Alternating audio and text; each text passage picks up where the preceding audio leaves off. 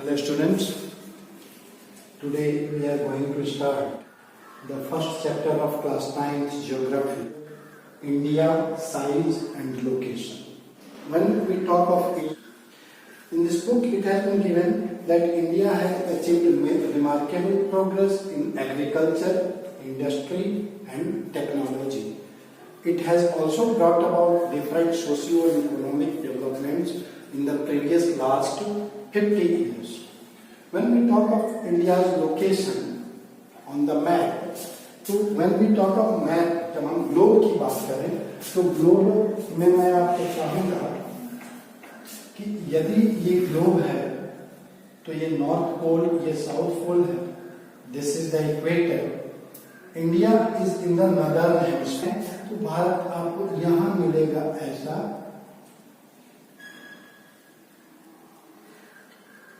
और इस जगह पे भारत मिलेगा, तो it is in the northern hemisphere and since equator is regarded as the 0 degree latitude, तो भारत के इस मेन लाइन की शुरुआत होती है 8 डिग्री 4 मिनट नॉर्थ, ऊपर वाला जो है भारत का ये लैटिट्यूड क्या है 8 डिग्री 4 मिनट्स नॉर्थ से शुरू होकर के यहाँ पे जो लैटिट्यूड गुजरता है that is 37 degree 6 minutes north.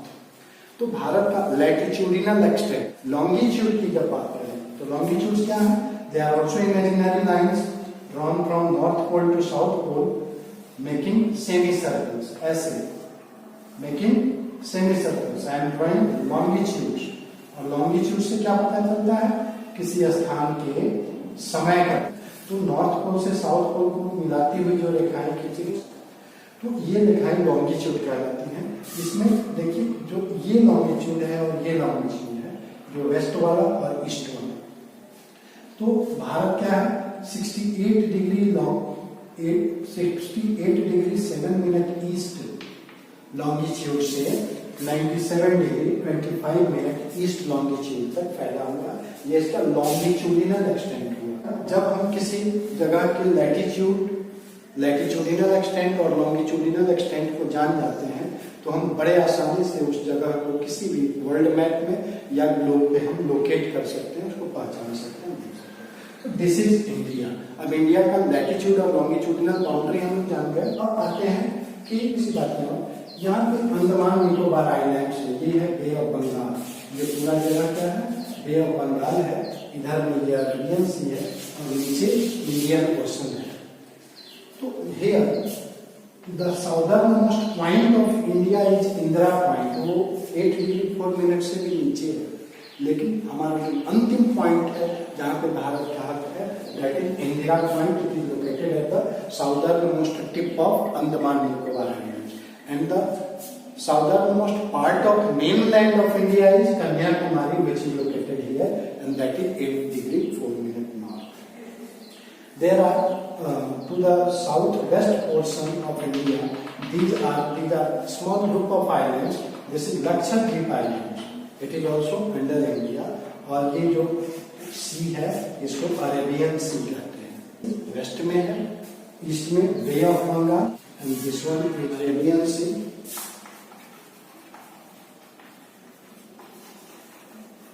Okay, उसमें ये लोकेटेड है।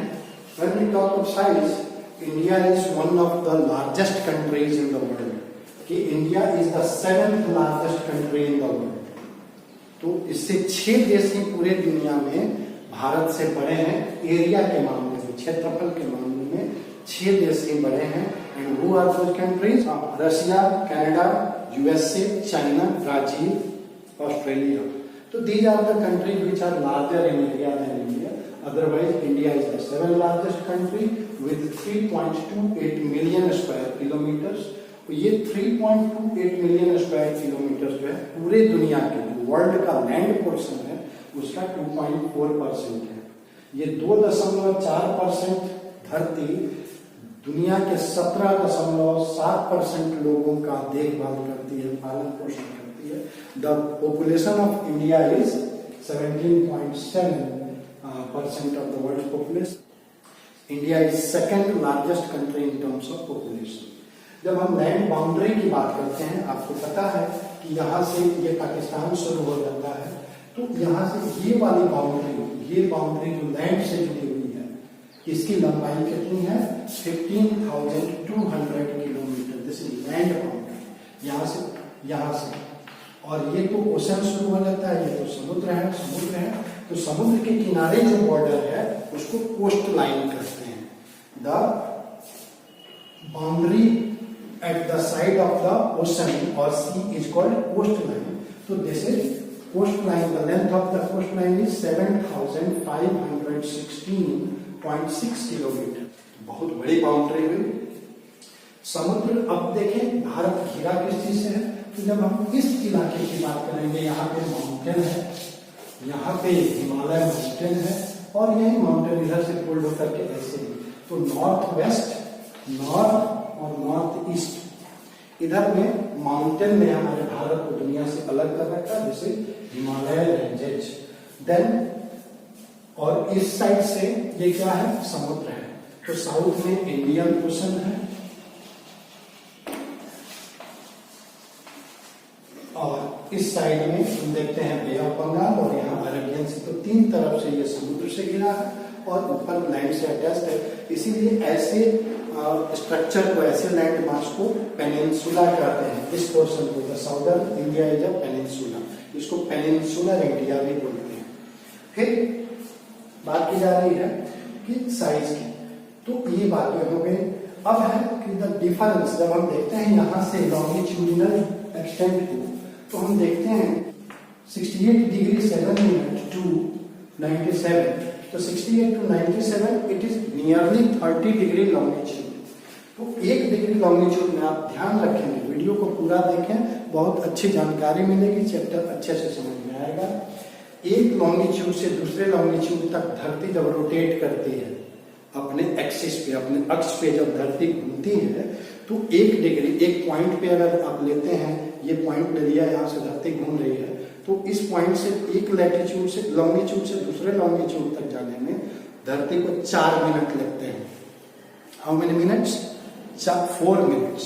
तो 4 मिनट लगते हैं एक लॉन्गिट्यूड में। तो भारत का जो वेस्टर्न मोस्ट पॉइंट है और जो ईस्टर्न मोस्ट पॉइंट है, इसके बीच में 30 लॉन्गिट्यूड का अंतर है। कितने लॉन्गिट्यूड? 30 लॉन्गिट्यूड। और एक लॉन्गिट्यूड में कितना टाइम लगता है? 4 मिनट्स। 4 मिनट्स का टाइम लगता है।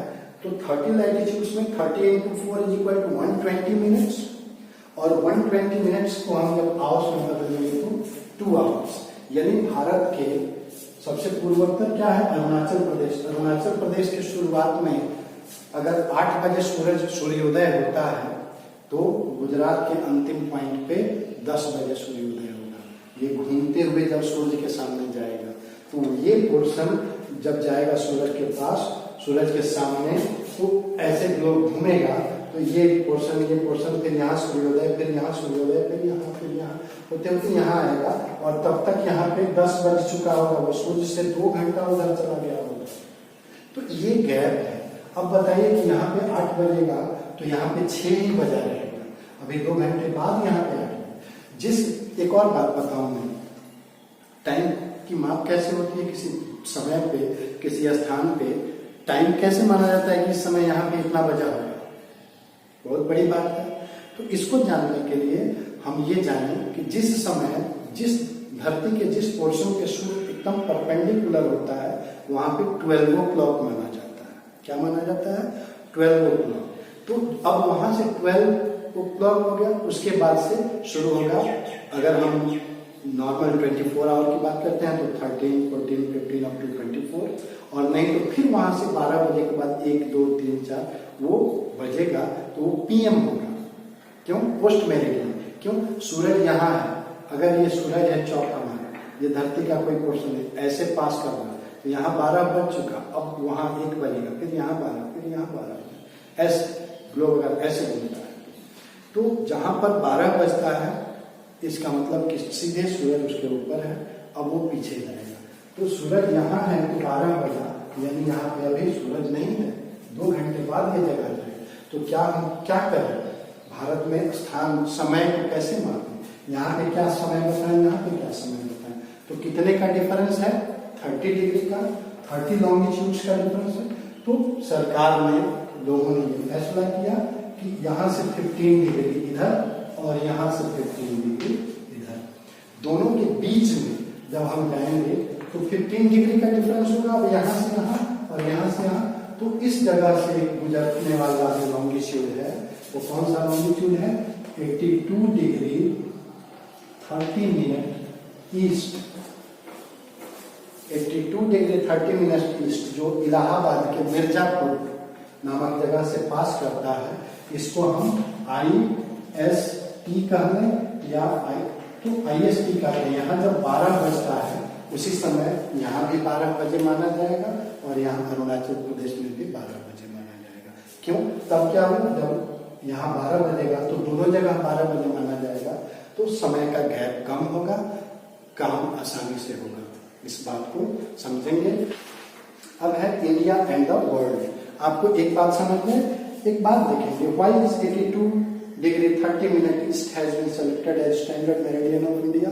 आपको इसका जवाब मिल गया, क्योंकि there is a time gap between of 2 hours between the easternmost and the westernmost parts of India. So, in order to make life convenient and work convenient and so many things related to time, it is decided that the middlemost meridian, सबसे मध्य वाला जो meridian है, जो longitude है, वहां पे जब 12 बजेगा उसी समय पूरे देश में 12 बजेगा। एक दूसरा question, why is the difference between the duration of day and night hardly felt at Kanyakumari but not so in Kashmir? यहाँ पे दिन और रात के ड्यूरेशन में अंतर कम होता है, लेकिन यहाँ पे ज्यादा होता है। एक सवाल है, इंपॉर्टेंट है, पूरा वीडियो देखें, ऐसे ही आपको अलग अलग सवालों के जवाब बहुत बढ़िया से समझा करके बताया जाएगा। तो ये हम देख रहे हैं 8 डिग्री 4 मिनट्स नॉर्थ, यानी इक्वेटर के जस्ट पास में है।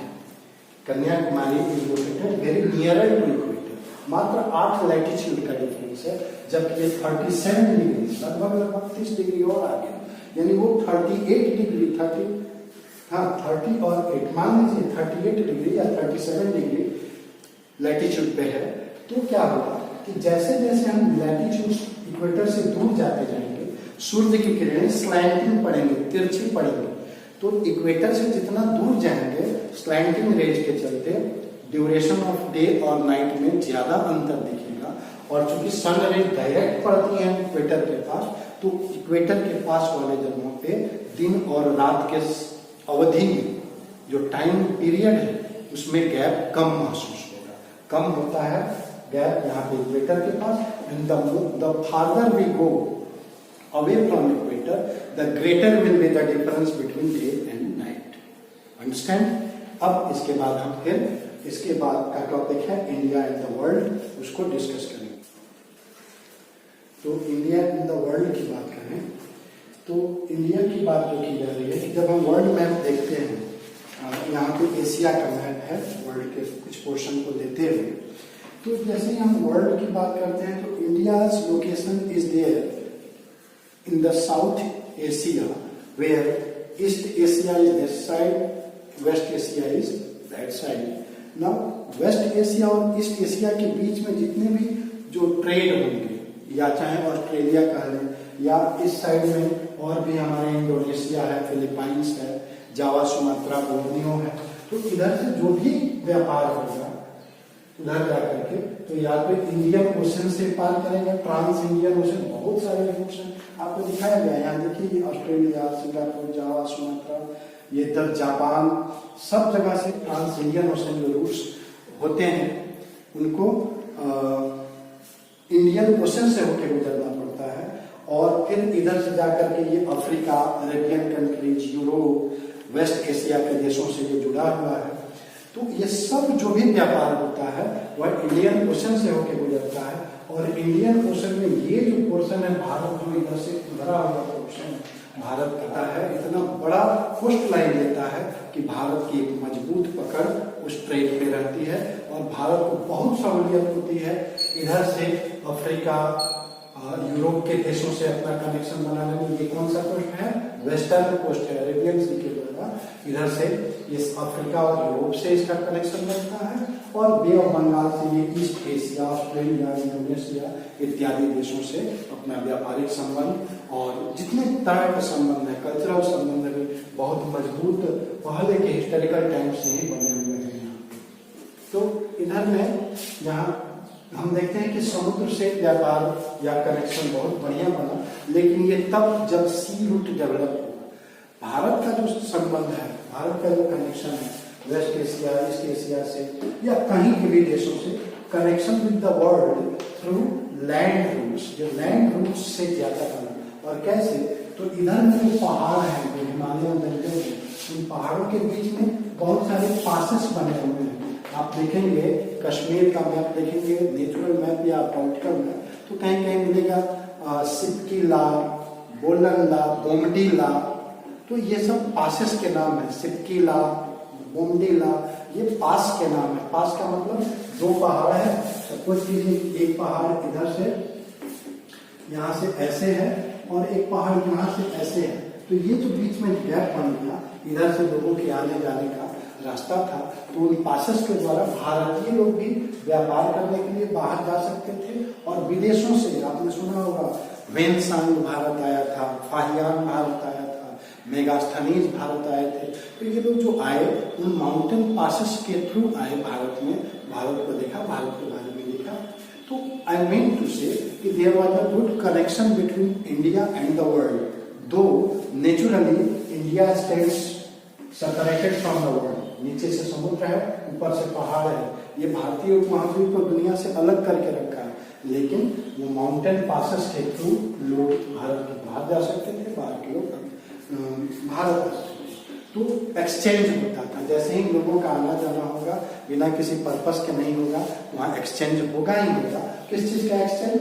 Exchange of goods, exchange of ideas, exchange of art and culture, बहुत सारे एक्सचेंजेज होंगे। तो क्या होगा? गुड्स, यहाँ पे भारत के स्पाइसेस बहुत प्रसिद्ध थे, भारत का मसलिन तो दुनिया में सबसे ज्यादा डिमांड में था। भारत के जो मसलिन का डिमांड था, और जिस क्वालिटी का मसलिन, आप समझिए मलमल या सूती कपड़ा जिस क्वालिटी का भारत में बनता था, यूरोप में भी नहीं बनता था, इसलिए यूरोप के बाजारों में भी भारतीय मसलिन का बहुत ज्यादा डिमांड था। Ideas, Ramayana, Upanishad, Panchatantra, they went across countries in different parts of the world. आज भी आप जाएंगे इधर ईस्ट एशिया के देशों में, देखेंगे साउथ ईस्ट एशियन कंट्रीज में संसार का सबसे बड़ा मंदिर अंकोर वाट का मंदिर, बोरोबुदुर का मंदिर, वो वहां पे है। इंडोनेशिया में जाएंगे तो रामायण की रामलीला आज भी चलती है।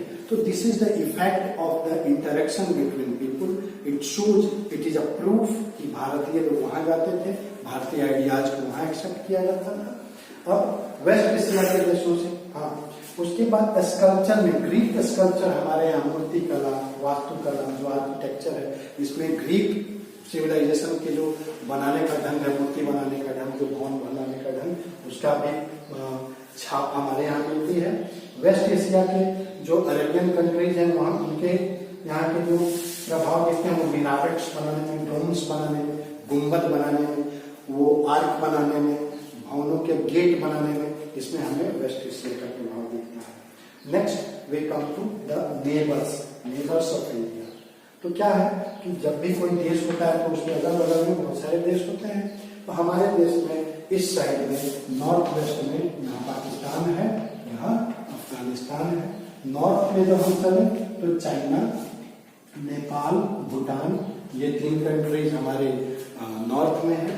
जब ईस्ट की ओर जाएंगे तो यहाँ पे बांग्लादेश मिलेगा, इधर म्यांमार मिलेगा, जो पहले बर्मा के नाम से जाना जाता था।